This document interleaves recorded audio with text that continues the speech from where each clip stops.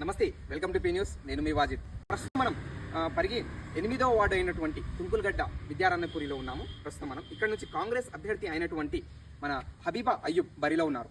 వారి ప్రచారం ఎలా కొనసాగుతుంది, అసలు ప్రచారంలో ఎలాంటి హామీలు ఇస్తున్నారు ప్రజలకు, వారికి ఎందుకు ఓటేయాలి అని ప్రజలు కోరుతున్నారు అని ప్రచారంలో చూద్దాం పదండి. పేదల గడపన పొద్దును వై వెలుగులు పంచుదమో ఆకలి కడుపుకు మెతుకు. బీఆర్ఎస్ వాళ్ళు బరిలో ఉన్నారు. మీరు కాంగ్రెస్ వైపు ఎందుకు మొగ్గు చూపుతున్నారు? ప్రధాన సమస్య మీరు దృష్టికి ఏమొచ్చింది? వీళ్ళకు మీరు ఎలాంటి సమస్య తీర్చాలనుకుంటున్నారు?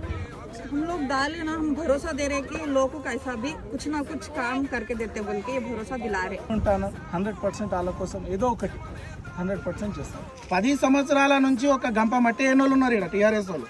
10 సంవత్సరాల నుంచి గంప మట్టి అయినోళ్ళు ఉన్నారు. ఈ రోజు వచ్చిన 2 సంవత్సరాలే మాకు ఇన్ని వర్కులు చూపిస్తున్నారు, ఇంత ముందరికి తీసుకెళ్తారు. ఇంకా టీఆర్ఎస్ పార్టీ వచ్చి మాకు అసలు ఏ పనులు కూడా చేయలేదు. 10 సంవత్సరాల రాజకీయం వెళ్ళి కూడా మమ్మల్ని ఎవ్వరేం పట్టించుకోలేదు.